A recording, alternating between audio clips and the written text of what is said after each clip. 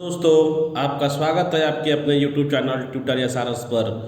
जैसा कि आप लोगों को हिंदी में जीवन परिचय के बारे में बताया जा रहा है, इसके पहले हम रस खान जी के जीवन के परिचय के बारे में हम लोग पढ़े हैं।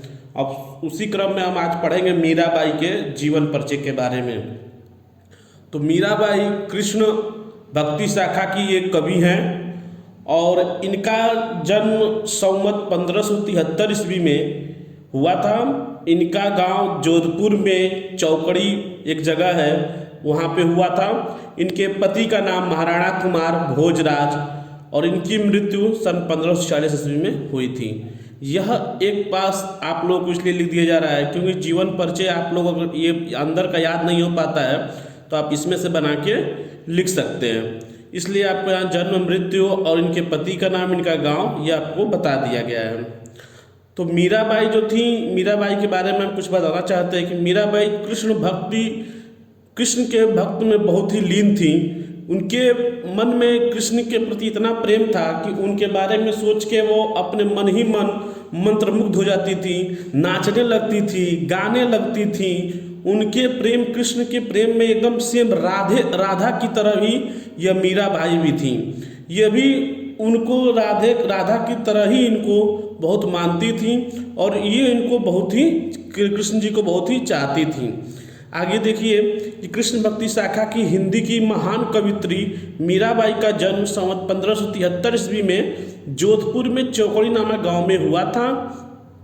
इनका विवाह उदयपुर के महाराणा कुमार भोजराज के साथ हुआ।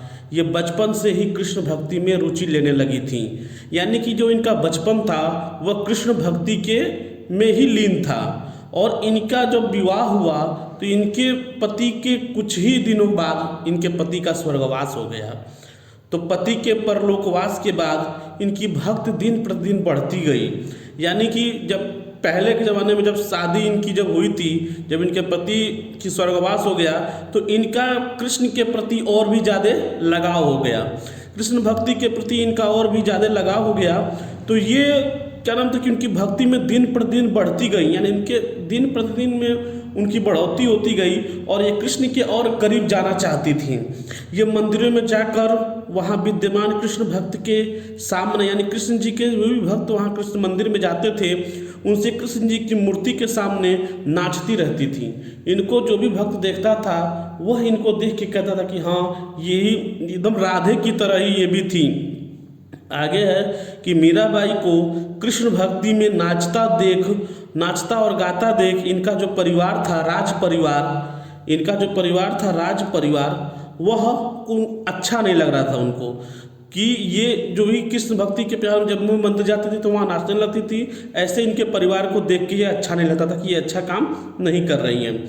तो कई बार इनके परिवार के लोगों ने इनको विष भी दिया, इनको मारने की कोशिश भी की गई कि ये मर जाएं, लेकिन ऐसा नहीं हुआ। घर वालों के इतनी प्रताड़ित करने के बाद भी परेशान होकर यह द्वारका और वृंदावन चली गई। यानी कि जब इनके घर वाले इतने इनको परेशान करते थे, उससे जब व्यथित होकर, उनके पीड़ा द्वारा प्रताड़ित होकर यह द्वारका और वृंदावन गई। वहाँ जहाँ जाती थी वहाँ लोगों का सम्मान मिलता था। यानी द्वारका और वृंदावन में लोग इनको एक सम्मान के नज़रिए से देखते थे, इनको बहुत ज़्यादा मानते थे। आगे मीरा जी ने विभिन्न पदों व गीतों की रचना की। मीरा के पदों में ऊंचे आध्यात्मिक अनुभव हैं, उनमें समाहित संदेश और अन्य संतों की शिक्षा में समानता नजर आती है। इनके पद इनकी आध्यात्मिक उन्नति के अनुभव का दर्पण हैं। इन्होंने कई भाषाओं का प्रयोग किया, यानी कि जो भी इनकी रचनाएं हैं उन रचनाओं में इन्होंने कई भाषाओं का प्रयोग किया, जैसे हिंदी, गुजराती, ब्रज, अवधी, भोजपुरी, अरबी, फारसी, मारवाड़ी, संस्कृत, मैथिली और पंजाबी। ये सभी इन भाषाओं में अब इन्होंने रचना किया। और ये महान कवित्री, कृष्ण भक्ति कवित्री की मृत्यु 1546 ईस्वी के आसपास मानी जाती हैं। यह एक्यूरेट नहीं है, लेकिन ये 1546 के आसपास मानी जाती हैं। कुछ इनकी प्रमुख रचनाएं हैं जिनमें नरसी जी का मायरा, राग गोविंद, सोरठा में पद तथा गीत गोविंद की टीका इत्यादि। लेकिन ये जो आपकी रचनाएं बताई गई हैं ये आपको एग्जाम में पूछी जाती हैं, और जब भी आप इनके जीवन परिचय के बारे में लिखेंगे तब आपको आगे बता दिया गया था, जैसे जन्म, मृत्यु, इनके पति का नाम, ये कहाँ की रहने वाली थी, इन सबों के बारे में आप लिख के विस्तार से वर्णन कर सकते हैं। जैसा कि हम लोग मीराबाई जी के जीवन परिचय के बारे में पढ़े हैं, अब उसी क्रम में हम आगे आज मुंशी प्रेमचंद्र जी के जीवन परिचय के बारे में पढ़ेंगे। तो इनका भी सेम हमने वैसे ही बता दिया है, जन्म, पता, पिता, माता और इनका वास्तविक नाम।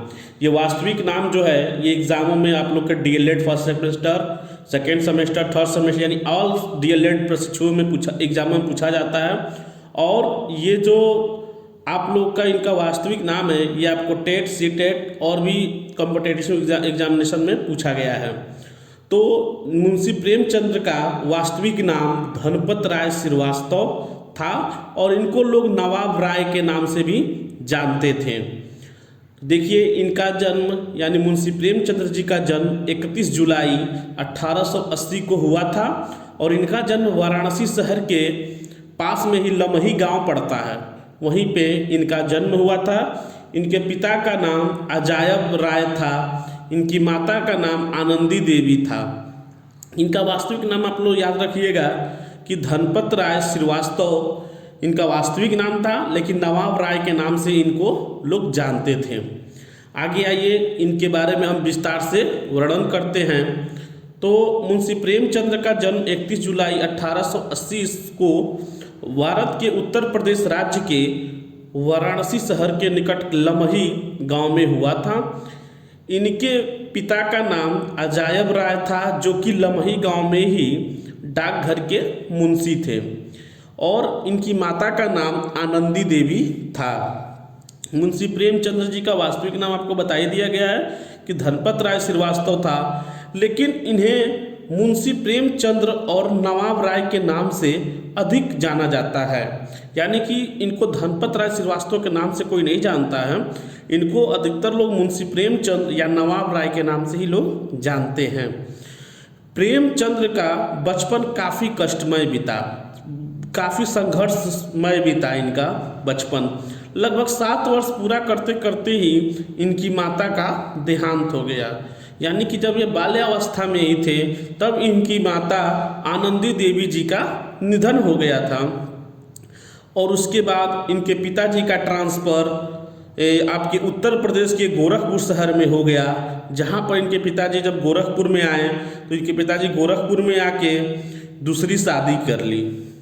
लेकिन कभी भी प्रेमचंद्र को अपनी सौतेली माँ से अपने सगी माँ का प्रेम नहीं मिला ना। ये तो आज के युग में भी नहीं मिलता है। आज के युग में अगर किसी की माँ, भगवान न करे ऐसा हो, तो उनकी माँ एक्सपायर कर जाती हैं, तो जो उनके पिताजी अगर दूसरी शादी करते हैं तो चाहे वो माँ कैसी भी हो, लेकिन वो उनके नाम के आगे सौतेली माँ लग ही जाता है। तो सेम जो आज होता है ये पहले से ही होता चला आया है कि माँ अपनी कैसी भी हो माँ होती है और सौतेली माँ ही होती है। तो सेम प्रोसेस इनके साथ भी हुआ। यानी प्रेमचंद्र की जो सौतेली माँ थी वो प्रेमचंद्र जी को ज़्यादा नहीं मानती थी, ज़्यादा इनको नहीं प्यार करती थी और इनकी कम ही उम्र यानी 14 साल की उम्र में ही इनके पिताजी का भी देहांत हो गया। 15 वर्ष की आयु में इनका विवाह हो गया जो कि सफल नहीं हुआ। इसके बाद आर्य समाज के प्रभाव में आने के बाद इनका विधवा विवाह का समर्थन भी किया। इन्होंने विधवा विवाह का भी समर्थन किया। इसके बाद इन्होंने शिवरानी देवी के साथ विवाह किया जिनसे इनकी 3 संतानें हुई। उनके 3 संतानों का नाम का वर्णन हमने यहाँ पे किया है, जिनमें इनके बड़े बेटे का नाम श्रीपत राय, अमृत राय और बेटी का नाम कमला देवी था। यानी कि इन्होंने जो शिवरानी देवी से शादी किया तो उनसे इनको तीन संतानों की प्राप्ति हुई, जिनमें 2 इनके पुत्र थे और 1 इनकी पुत्री थी जिनका नाम कमला देवी था। यानी लंबी बीमारी के बाद 8 अक्टूबर 1936 को इनका भी निधन हो गया। यानी मुंशी प्रेमचंद्र जी का भी निधन हो गया और इनका जो इन्होंने उपन्यास एक लिख रहे थे जो इसका नाम था मंगलसूत्र, उनके पुत्र अमृत राय ने पूरा किया। यानी वो आधा अधूरा ही था और इन्होंने जो मंगलसूत्र उपन्यास लिखा था यानी इसको पूरा इनके बड़े पुत्र अमृत राय ने पूरा किया। अब इनकी कुछ रचनाएं हैं जो कि बहुत ही ज़्यादा एग्जाम में पूछी जाती हैं इनकी रचनाओं के बारे में। तो प्रेमचंद्र ने अपने जीवन में लगभग 300 से अधिक कहानियाँ लिखी हैं इन्होंने, और लगभग 15 उपन्यास, 3 नाटक, 7 से अधिक बाल पुस्तकें तथा अनेक पत्र पत्रिकाओं का संपादन भी किया है। इनकी सभी रचनाएं अपने आप में अद्भुत एवं जनमानस पर अमिट छाप छोड़ती हैं। यानी कि जो भी इनकी रचनाएं हैं वह जो भी इनकी रचनाएं थी वह एकदम क्या होता था, एकदम जो भी बच्चे पढ़ते थे उनके सामने स्पष्ट दिखाई देती थी। जैसे कि उपन्यास में इनकी सबसे ज़्यादा एग्जाम में पूछा जाता है, उनके बारे में हम कुछ मेन आपका लिखे हुए हैं उपन्यास कहानियों के बारे में जो एग्जाम में पूछा जाता है। जैसे गोदाम, कर्मभूमि, निर्मला, कायाकल्प, रंगभूमि, सेवा सदन, गबन, यह इनका उपन्यास था मुंशी प्रेमचंद्र जी का। और इनकी कहानियाँ भी कई थी जो कि हम सभी यहाँ वर्णन नहीं कर सकते हैं, लेकिन जो इनकी मेन कहानियाँ थी उनके बारे में हम यहाँ पे वर्णन करेंगे। जिसमें था नमक का दरोगा, 2 बैलों की कथा। 2 बैलों की कथा आप लोग सुने भी होंगे। ये बहुत ही अच्छी इनकी कहानियाँ थी जो लोगों को और जो बच्चों के मन में एक छाप छोड़ के गई। आगे है पूस की रात, पंच परमेश्वर, माता का हृदय, नरक का मार्ग, काशी में आगमन, प्रेम सूत्र, माँ, वरदान, राष्ट्र का सेवक, ये इनकी कहानियाँ थी। इससे अधिक और भी कई कहानियाँ थी जिनमें वफा का खंजर, पुत्र प्रेम, घमंड का पुतला, बंद दरवाजा, काया पलट, कर्मों का फल, कफन इनकी भी कहानियाँ जो थी, कफन कहानियाँ, ये भी अत्यधिक एग्जाम में पूछी जाती हैं। ये आप लोग याद रखिएगा कि कफन मुंशी प्रेमचंद्र जी की ही कहानियाँ हैं। बड़े घर की बेटी, राष्ट्र का सेवक, ईदगाह, मंदिर और मस्जिद, ये सब इनकी बहुमूल्य कहानियाँ थीं जो कि एग्जामों में पूछी जाती हैं। दोस्तों, अगर आपको यह वीडियो अच्छा लगे तो अपने दोस्तों के साथ, अपने सहपाठियों के साथ, अपने रिश्तेदारों के साथ इसको शेयर करें और अधिक से अधिक लाइक, कमेंट और सब्सक्राइब करें। और कमेंट में हमें बताएं कि आपको यह वीडियो कैसा लगा। अगर इसमें जो भी आपको जो छूट गया है या कुछ नया जोड़ने वाला है वो आप हमको कमेंट में करके जवाब दीजिएगा और हम आपको उसको सुधारने की कोशिश करेंगे, या इससे और भी अधिक हम इसमें कोशिश करेंगे कि आप लोग के प्रेरणा से हम इसमें आगे की तरफ बढ़ें। जी धन्यवाद।